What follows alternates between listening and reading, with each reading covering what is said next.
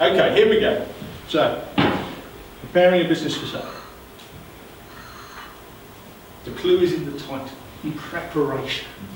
So, I took a couple of pictures you get off the old internet. What's it say? When it says preparation, and you get who's the guy on the left then? What was the old motto? And what does everybody say about when you're trying to organise something? They say, get your ducks in a row. So I was quite there's no sophistication in this slide, but hopefully that just puts it in perspective. And it is about getting everything in order, getting your house in order, understanding where you're going, and actually. What that does mean is going back to the very start of why you started, why you have a business. So, what do you want to achieve? And that is effectively why were you in business, and what did you want to get at the end of it? So, what are your business goals? Which direction are you taking the business? Which means it could become valuable to somebody else. But ultimately, what do you value in that business, and how do you think about it, and how does that match with what you're doing in the business, what other people might think about the business? And if you sell the business, what is your personal expectation? What are you going to get out of it? And if you can make that congruent, in other words, they all match your goals, the business goals, what somebody thinks about your business, you will achieve ultimately the best price.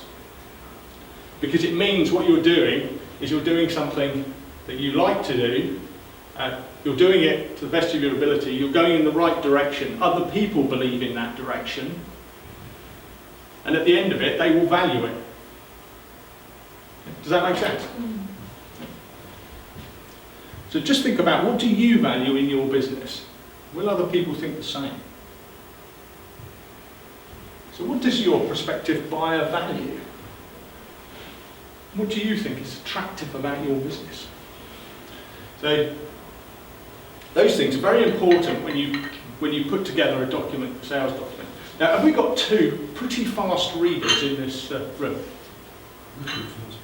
We've got two pretty quick readers? Come on, just have a quick go. I'm just going to say, there you go, come on. There you go, come on. Now just read that. We're going to ask these two gentlemen, I'm just picking on people, but what do you think about that? What I've given them is a short snippet, it's an actual sales pitch for a business that I was sent some time ago, which I had a quick look at.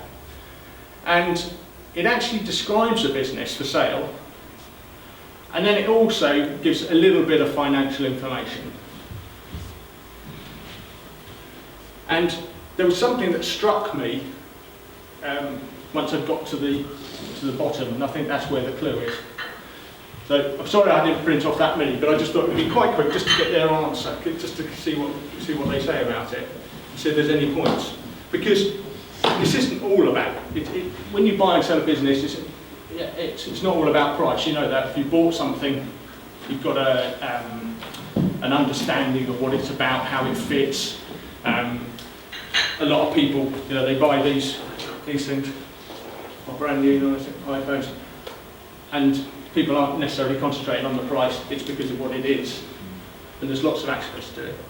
So, right, gentlemen, is there anything that struck you about that sales document? About the sales document? Yeah. Nothing in particular. I mean, it's brief, concise. Turnover's gone down. Right. Yeah, you just said it.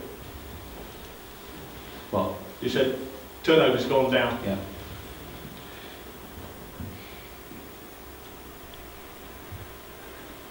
So first point, investors value growth. So the point is, what they've just shown on there, there's four figures on there, isn't there? And there's a trend. It goes up, up, up, then it goes down. And I think if I'm looking at a trend for a business, I'm thinking, I want something quite very positive, that continually uplifts. And the thing that struck me about that was I was thinking, I wonder why those people are selling that business. And you only got to think, well, has something disrupted the market? You know, or something has happened to them that means that their business isn't doing quite so well. Now, it might be general economics, and that everybody in that particular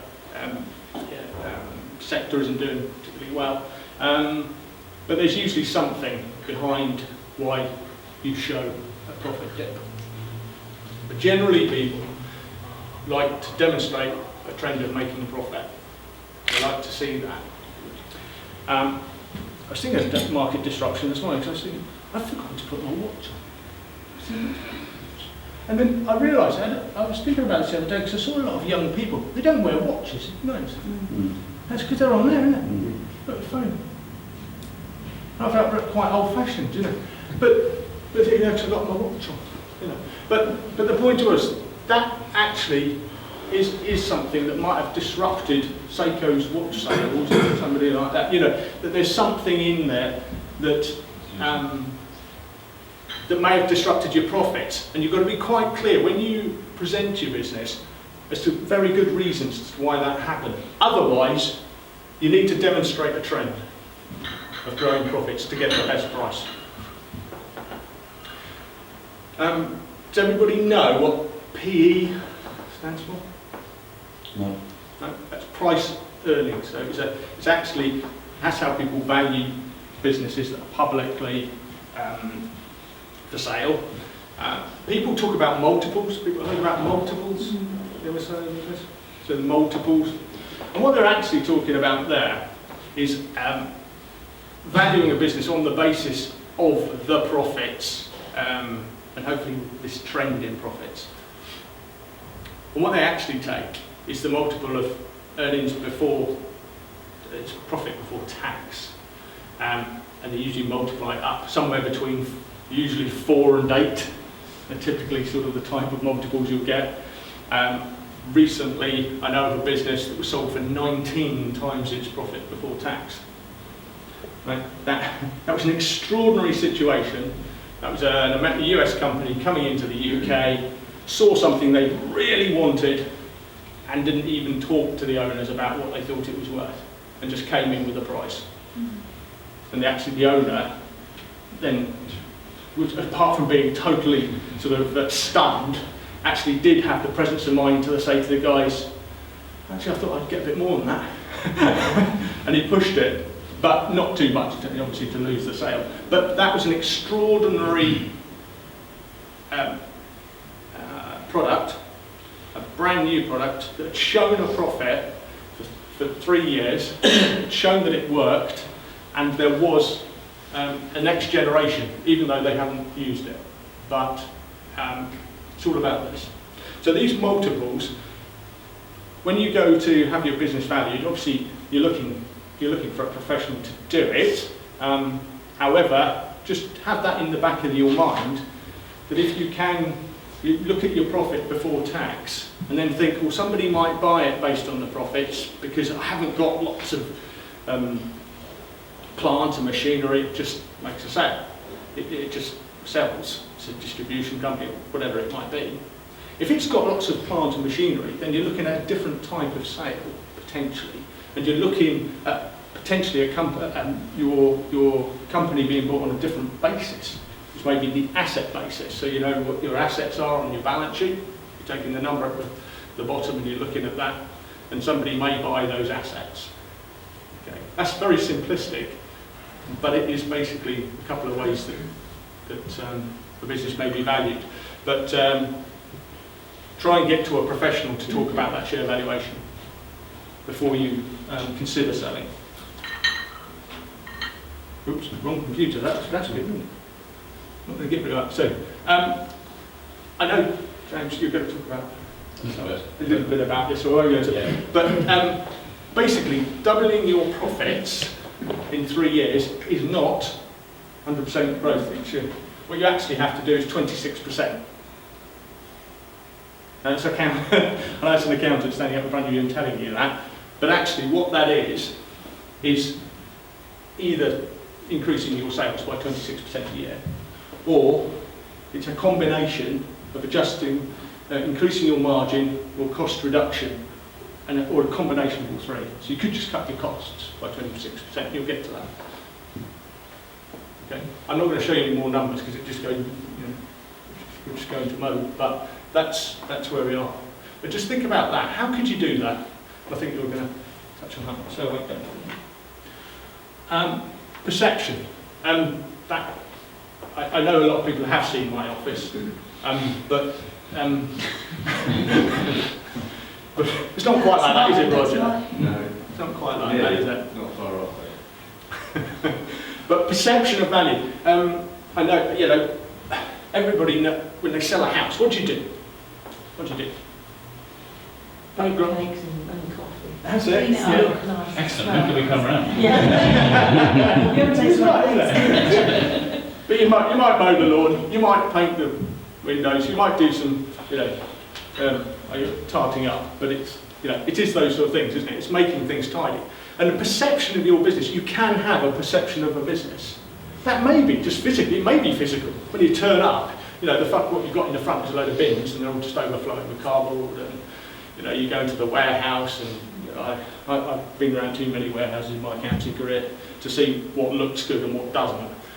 But you will know, intrinsically you will know whether something is organised, whether it's got some kind of flow to it, whether the offices are in a sensible place, or whether the mezzanine is dangerous, or whether, you will pick up these things just by being human, not necessarily a business person. But you will understand what's intrinsically valuable and that somebody has looked after it. Okay, so when you're buying a business, they will know that. So just do some basic housekeeping. Keeping it tidy will over time. And that's not that's not just before you sell it like a house. I mean, I think we all know the neighbours where you go around their house and you think, oh my God, I wish I could keep my house as tidy as this. The house down the road is always so well groomed. He always has got his lawnmower out, and he's always, he's there trimming the edges and whatever, and that the hedge is nice. But think about that as you're going through your business life. Is there things that you can increase the perception out there? I know, there's quite a few businesses around here, and when you walk around, just by looking at them, you think, yeah, that's pretty well looked after. There's just something that gives you that thought. And people will pay that. It's pay for that. They will pay for that. It's not just all about profit. So how are you making money? That's a funny old question. How are you making money? But think about who you're selling to. Because what would happen if you were selling, say, half your sales were to your brother-in-law? What do you think? What would somebody think? What would that do to your value, potentially? That's just an off-the-wall. But just think about who you're selling to. Is it one massive customer? Because if you sell, there are plenty of businesses endorse it like that, by the way, where they are in a supply chain and 80, 90, up to 90%. I'm sure as a banker you've seen this. where actually the customers are so condensed into that you think, what happens to my business value? What happens if that goes? It's shot away. So just think about that sometimes, and just think, can you get a little bit of diversification in there? And you'll only do that over time. That's why you need to start. That's why you need to think about it at the start, because you have to build that up. It's not something you can do overnight. What are the performance prospects post-sale? So is there something you can say, I've got this in the pipeline. I can't, I'm not going to be able to take advantage of it. I need to go. I've got to go and move to Wales. Sorry. I won't be able to take, but if there's something in there, some of them prospects, something that's hang your hat on. Going back to the house sale, what happens if you've got planning permission in your garden? Yeah? And that's what you're talking about. What is the organisational culture and market perception? Sort of touched on market perception, won't really go on that. Organisational culture, though, is important. How does your business run, and particularly how does your business run without you? I think you're also going to talk about that. Because that's important. And actually, your organisational culture, when it comes to sale, and I think Jeremy will talk about the sales process a bit, when you're in that sales mode and you get to that last 6 months, when you're getting involved in the process, you're marketing it, you're preparing a short form, this is my business, think about the impact on your team and whether they are able to cope with it. Because if those individuals in the business can't keep doing the business and doing the sale, you will lose momentum in your business, and it could certainly adversely affect it. And if the sale falls over, you could be really stuffed. Because if it's down to a key person, it might be a finance person, because quite often they're the ones who have to put all the information together. But are they capable of going through that process? Do you need to beef it up? Do you just need to bring somebody else in? A coach? Somebody else to sit by you in that transaction? Just think about it. And we talked about the first impression time ago. More about that. So how do you extract value? Just a quick one here. These are the main elements, main methods, of extracting value. You're talking about exchanging your value, so your equity in the business, for debt. So that might mean that you're just going to rack the old debt up in the business and take the money. Now there are plenty of people who get investors, rack up the debt, take all the money and run. And that's been done over many years. But we're not proposing that's a good idea. But it could be that you gear up the company and that's how you get some of your money out. It's not particularly good.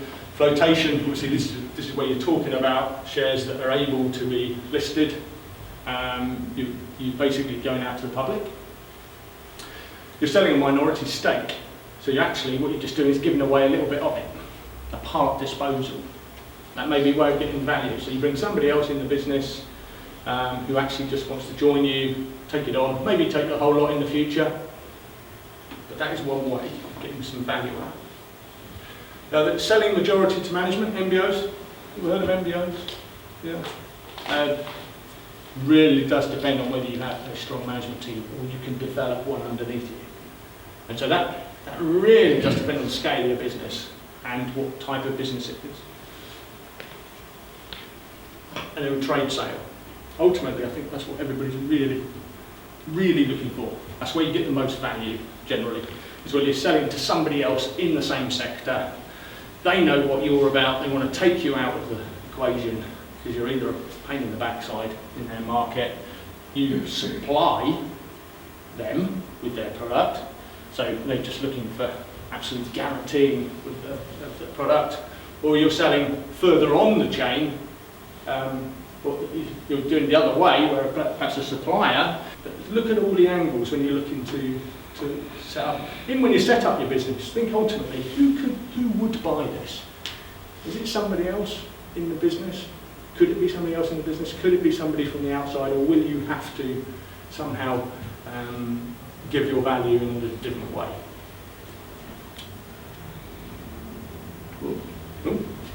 Right.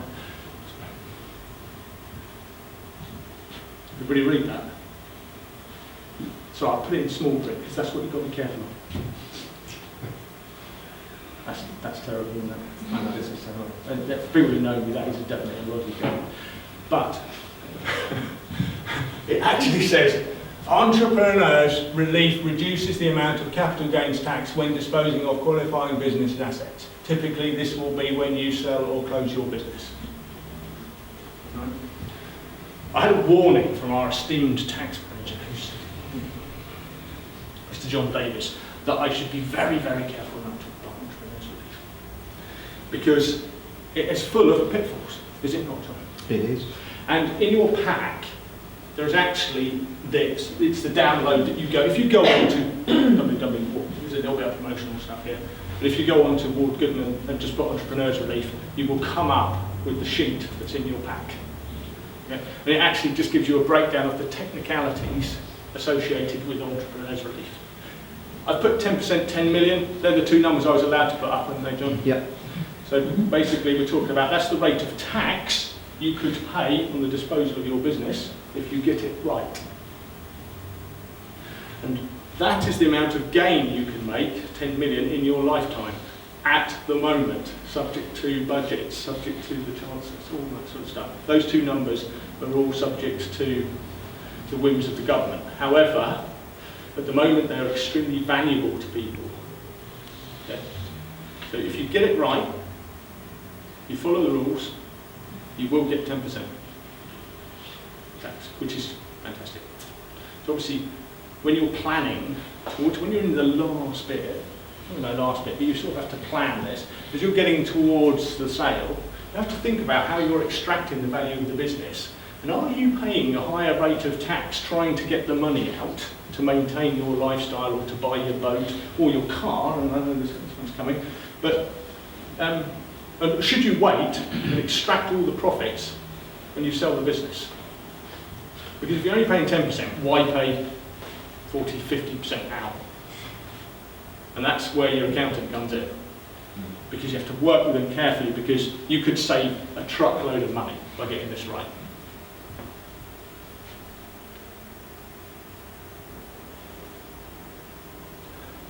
What do you do with your proceeds?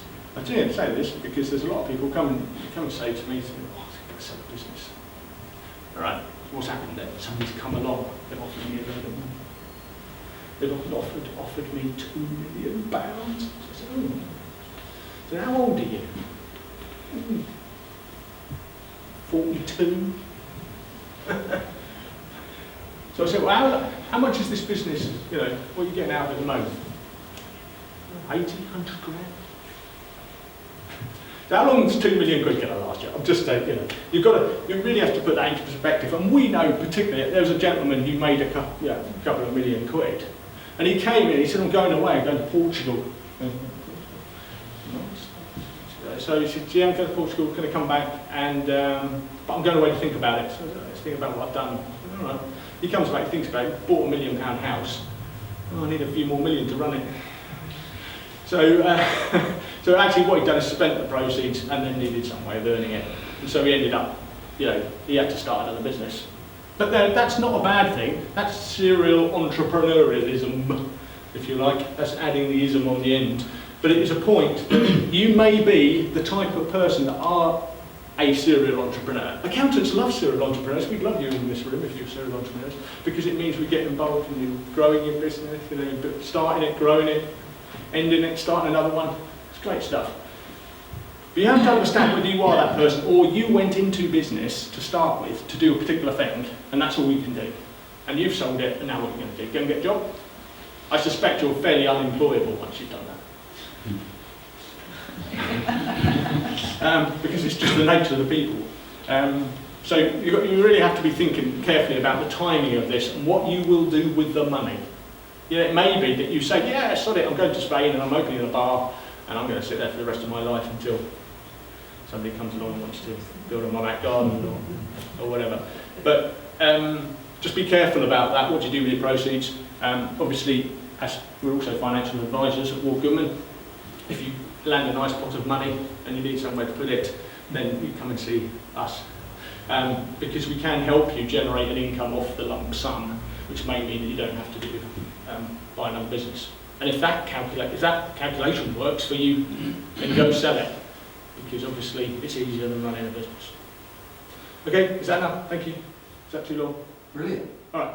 Thank you. Thank you very much.